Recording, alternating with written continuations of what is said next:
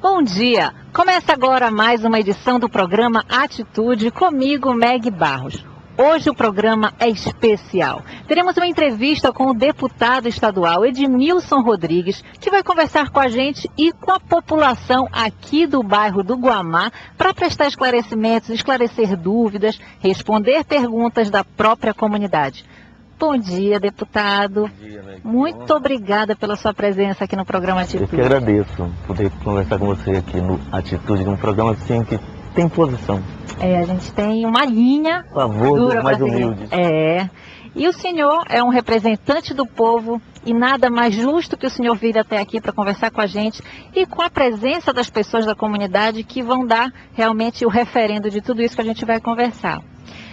Bom, deputado, eu vou começar a nossa entrevista com algumas demandas que nós temos do Atitude para depois a gente partir para as perguntas específicas aqui da comunidade. Nas comunidades do programa Atitude em geral, uma das maiores demandas é em relação às creches públicas. As mães geralmente são trabalhadoras domésticas, têm que sair para trabalhar e não tem onde deixar seus filhos. Isso é uma reclamação unânime. Praticamente as mães não têm, então às vezes deixam na casa de família, mas muitos problemas, inclusive de violência doméstica, acontecem em razão desse tipo de carência. De que forma concreta o senhor tem alguma proposta ou como o senhor solucionaria ou amenizaria esse problema? Meg, eu acho que um dos grandes problemas para resolver, que de certa forma explicam o abandono da política de creches, é porque mesmo eu fui prefeito e antes do meu governo, começou-se uma política de implantação de creches, às vezes conveniada com a comunidade, com os centros comunitários. Aí veio uma lei federal que estabeleceu que a prefeitura só receberia dinheiro federal para crianças que estivessem matriculadas no ensino fundamental, de 7 aos 14 anos. Então, esse fundo, que é chamado Fundef, que hoje foi transformado em Fundeb, ao repassar recursos só para crianças de 7 aos 14 e depois de 6 aos 14, né, e hoje foi até o ensino fundamental, básico completo, ou seja, até o nível médio, mas deixou de fora as crianças com menos de 6 anos. E aí as prefeituras do estado inteiro, e mesmo em Belém, e o governo do estado que mantinha várias escolas infantis ou creches, abandonaram.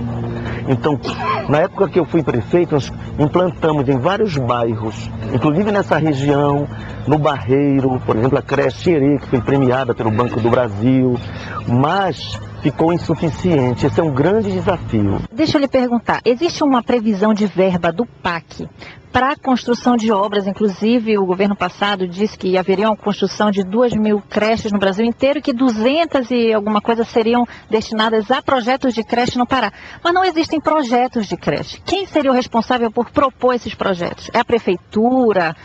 São os vereadores? Quem é? Na verdade, a Constituição diz prioritariamente a prefeitura, mas o Estado e a própria União podem ter creches. Mas a União, o governo federal e o Estado abriram mão, fecharam as que existiam. Para ter uma ideia, quando eu fui prefeito, foram fechados só em Belém o equivalente a 24.000 vagas. Fechadas? Fechadas. De modo que, quando se fala em bilhões, a gente está falando em verbas muito vultosas. E exatamente aquelas áreas mais sensíveis, porque as grandes obras, as empreiteiras têm força. Você vê que mesmo a sociedade sendo contra, as ONGs sendo contra, a igreja sendo contra, o governo quer fazer Belo Monte, está colocando máquina, desmatando para fazer uma grande obra. Por quê? Porque as empreiteiras têm força política, porque elas financiam campanhas. Infelizmente, a população mais carente não tem força para dizer, eu quero uma creche no meu bairro. Aí exatamente esse recurso é que é retirado. E as pessoas que mais precisam são as que vivem uma situação ainda mais... de maior penalidade. Deputado, mudando um pouquinho de assunto, aqui no programa Atitude, uma das matérias que mais marcou o nosso programa foi uma matéria realizada no lixão do Aurá, que na época em que o senhor foi prefeito, chamava-se Aterro Sanitário do Aurá. E hoje o problema se agravou muito e o aterro sanitário não existe mais. Qual a sua opinião sobre o assunto, de como foi dado prosseguimento nesse projeto? Quando eu assumi a prefeitura, o Unicef, que é o órgão da ONU para os direitos da criança e adolescente, disse: temos que iniciar uma política para tirar as crianças que trabalham em aterro sanitário ou lixões. Eu disse: Belém vai ser a primeira cidade que vai assim bater no peito e dizer: nenhuma criança cata lixo. E nós conseguimos, né? Tem uma coisa que me chocou, porque eu vi uma criança com cárie no dente. Aí eu chamei a presidente da FUNCAP, Sandra Cruz, professora da UFPA, e disse: eu afirmei que nenhuma criança aqui ficava sem óculos se fosse míope, teria cárie no dente. Aí ela procurou a coordenadora do projeto e disse: Edmilson, ele está há menos de uma semana, porque as áreas em torno do aterro, mesmo crianças que não trabalhavam com lixo, passavam a procurar o projeto para se inserir. Por quê? Você tinha capoeira, teatro, canto, música, né? Mandamos meninos para a Itália. Para ter uma ideia, tinha um menino... Esse era o Semente do Amanhã? O Semente do Amanhã. Então, qual era a beleza do projeto? É um projeto de engenharia e química, né? Em que você implantava as células para transformar o lixão em aterro. Então, tem um trabalho técnico a ser feito. Mas aí, com criança no lixo, não dá. E aí, tira a criança. Como? Dizendo para os pais que precisam do trabalho da criança, mas você não vai precisar mais, porque você vai ter bolsa escola de um salário mínimo. Então o moleque tinha escola de manhã ou à tarde, no outro turno aprendia arte, esporte, enfim, cultura em geral, né? Oficina, ele escrevia, aprendia a recitar, aprendia a contar história, né? Capoeira. Infelizmente esse projeto, Meg, Sementes do Amanhã, que ficou entre as 10 experiências do mundo, as melhores do mundo, que é um prêmio que a ONU dá através do projeto Dubai, né? E a gente ganhou e de repente foi acabado o projeto, as crianças voltaram a catar lixo, né? Mesmo o trabalho técnico de implantação de células para receber os lixos, né? E para evitar a poluição, e o que o chorume polua os lençóis freáticos, o rio, né?